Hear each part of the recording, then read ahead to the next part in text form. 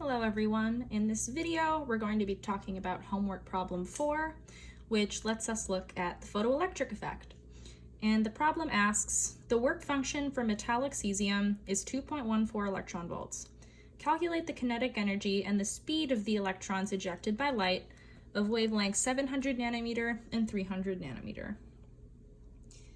Now, I think this problem is more helpful to look at this problem in terms of a picture.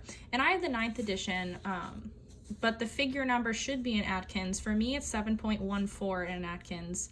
11th edition, I'm sorry, it should be in there somewhere. But this picture shows us kind of what the photoelectric effect is. And in short, electrons only depend on the frequency of light that hits it, or ejecting electrons, rather than the intensity. So here we have the bottom, and here we have the work function, which is just a characteristic of metals that says the energy required to remove an electron from that metal to infinity. So there's a threshold here. And then up here is all excess. And this excess directly goes to kinetic energy because of conservation of energy when we have this left over. So here we have work function, all the energy of light, we have a threshold for ejection, and then all the rest will go into kinetic energy. So if we have this bound and light comes in and stops before the bound, so this would be like a red or orange light, for example. A metal could do that, but just relatively from red to violet. And say the threshold was yellow light. Okay, that's better. So say the threshold was like 500 nanometer. So if this was 700 nanometers of light,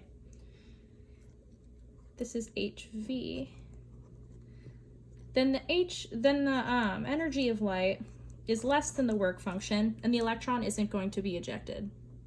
But if it comes past the threshold up here, it's going to be greater than the work function, so the electron is going to get ejected, and then all the rest is going to go directly to kinetic energy because of conservation of energy. Conservation of energy. Okay, so our goal here to calculate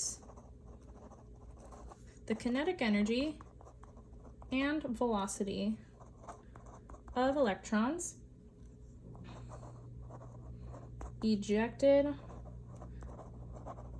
by light of different wavelengths.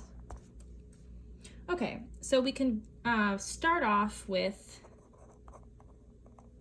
the equation that we know has the work function in it. So we have kinetic energy equals 1/2 mass times velocity squared, and that equals HV minus the work function. We also know that E equals HV and V equals C over wavelength. So together we get E equals HC over wavelength. So now we have energy only in terms of wavelength, which is what we're given in the problem. So here's E. Kinetic energy equals energy minus work function. We can just substitute that back in.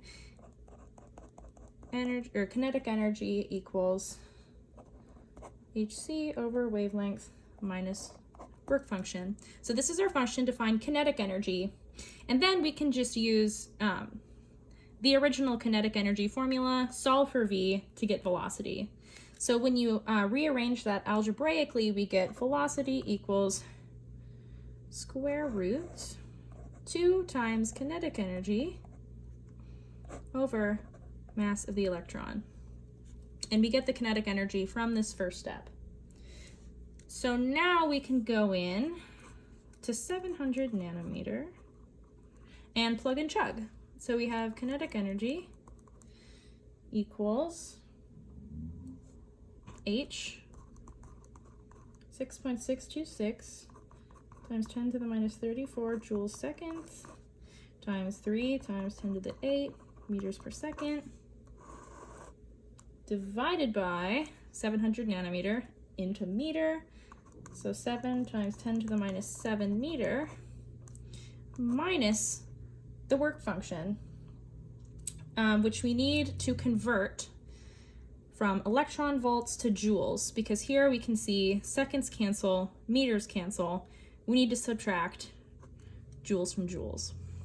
So quickly to convert this, we know 1 electron volt equals 1.602 times 10 to the minus 19 joules. And we take what we're given, 2.14 EV times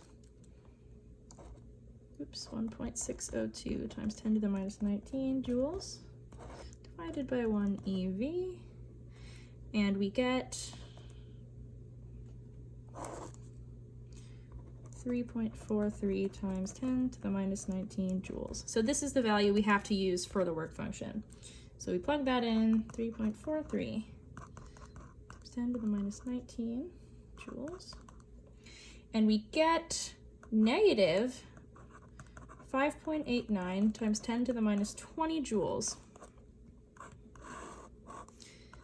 Now, it doesn't make sense to have a negative kinetic energy.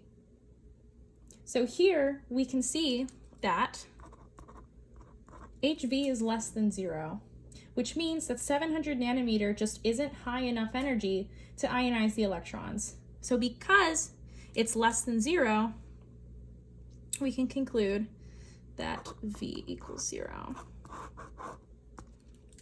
So that's for the first one. For B, let's see if I have enough room. I should. 300 nanometer. Same thing, plug and chug. Let's see if I can keep this in. Okay, kinetic energy. Planck's constant times speed of light divided by the new wavelength. Oops, -7 minus the same work function.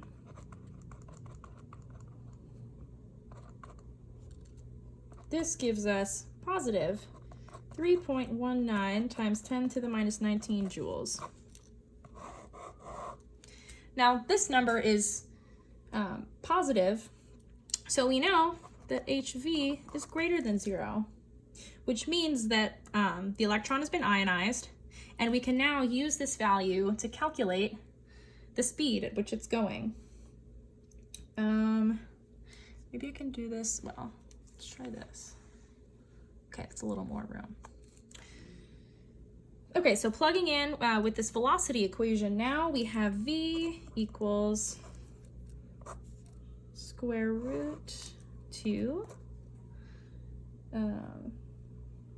kinetic energy, so 3.19 times 10 to the minus 19 joules, divide by the mass of an electron, which is given 9.109 times 10 to the minus 31 kilogram. And this gives us, when you plug it into the calculator, 8.37 times 10 to the 5th meters per second, which is crazy fast. And we can expect the electrons to move really quickly because they're very small. So we can assume that this is a reasonable magnitude of speed, and we know that it makes sense because ultimately the threshold of light needed to get past the work function was greater. It was good enough, so all looks good.